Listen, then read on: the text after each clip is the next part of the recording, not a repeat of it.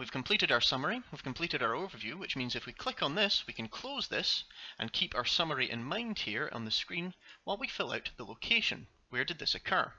Well, the answer, of course, from the summary and there is Halifax. But the question, of course, is, what type is this? Is it a constituency, a county, a town or village, or is it something other altogether? Well, it says at the election for the borough of Halifax. So Halifax is a borough constituency. It is stated that it is for the Halifax election. We therefore know that it is a constituency. Now, more often than not, it won't tell you exactly what the constituency is. Say, for instance, it had said Halifax was the location of riots.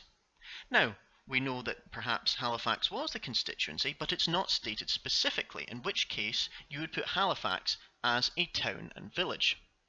Say, for instance, an electoral violence occurred in Derby, and it says an election riot occurred in Derby. Now, what if that was not for Derby the constituency, but Derbyshire the constituency, except that the polling took place in the principal county town? That's why, unless it's explicitly mentioned that it's a constituency, so the election for Halifax, the Halifax election, you should record things as town and village. Now, it also says that you should write down all information available in the article. So, we also know that it was the West Riding of Yorkshire.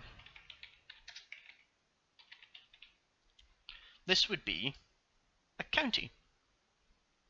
Now, obviously you might know that Halifax is in Yorkshire, but if it's not mentioned in the article, there's no need for you to do any extra research on Google or anything like that to do this.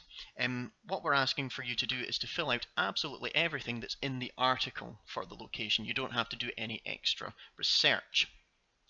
I should also mention that we're not looking for any bits of information on location that's below the town and village level. So if something occurs in central Manchester, we don't need to know the central. We don't need to know that it occurs on Grindlay Street.